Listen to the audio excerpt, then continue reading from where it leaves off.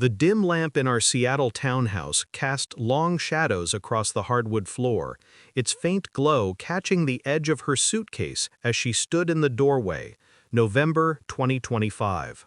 My wife, Lauren, 38, with sleek blonde hair and eyes sharp as glass, delivered her verdict with a smirk. "Tonight, I'm leaving for someone else," she said, her voice cold, rehearsed. "Don't call me. Don't text me again."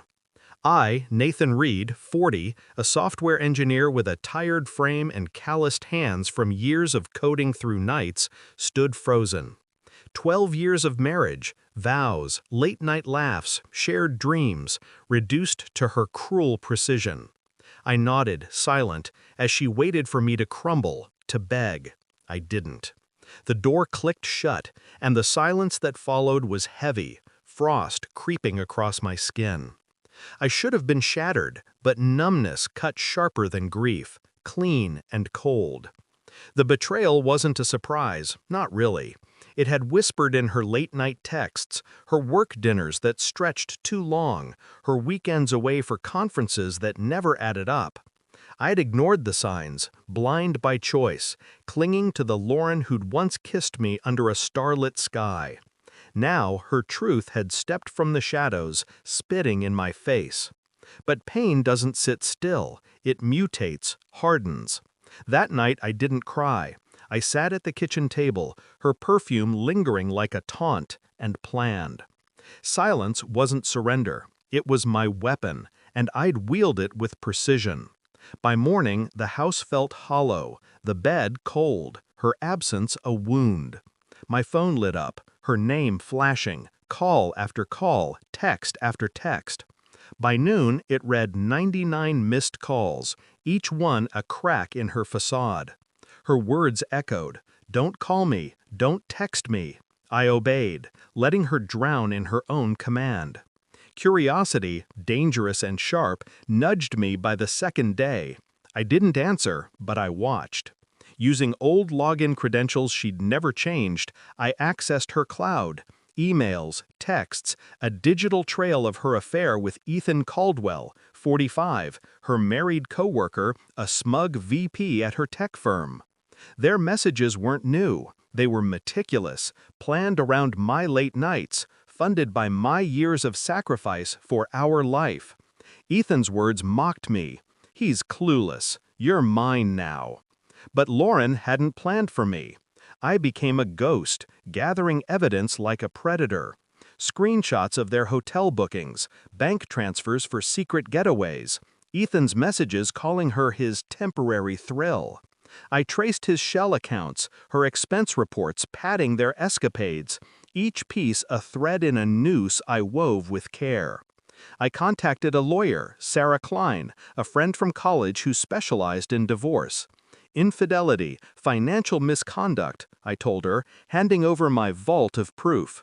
I want it clean, public, devastating.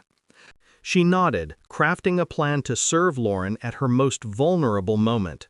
I waited, letting her believe she'd won, her calls unanswered, her texts ignored. 3 nights later, she appeared at my door, no suitcase, no smirk. Her makeup was smeared, eyes swollen, her tailored coat wrinkled.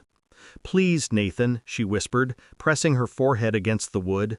"Open the door."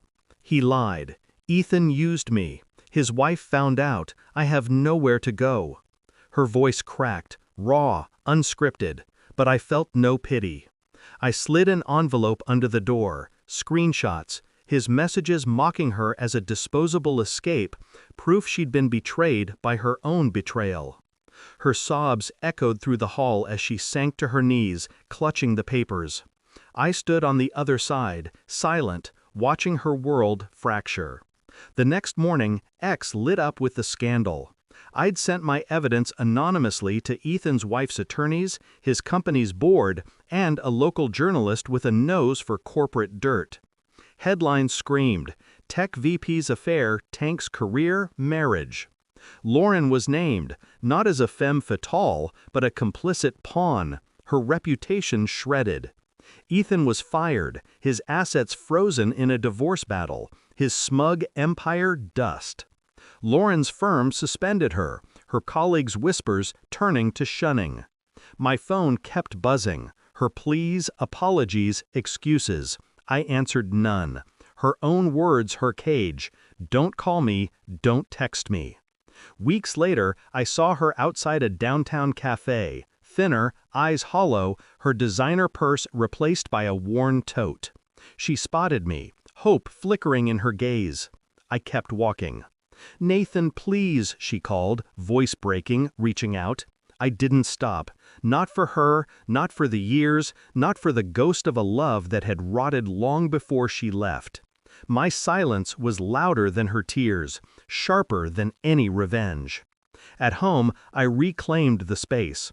Her perfume gone, the kitchen alive with my cooking, the quiet now a comfort, not a weight. I reconnected with friends, started running again, my mornings sharp with purpose. Lauren's final email came months later. "I know I broke us. I'm sorry. I just needed you to know." I replied, one word, acknowledged. No bitterness, just a line drawn, firm and final. The 99 missed calls were my monument. Not to her betrayal, but to my power. She'd left thinking she held the reins, but I'd turned her exit into her undoing. Silence wasn't just my response, it was my reclamation.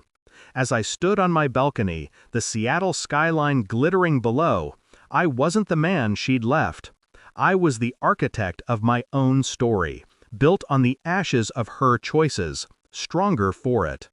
Her smirk, her suitcase, her cruel words, they were nothing against the silence that broke her empire and set me free.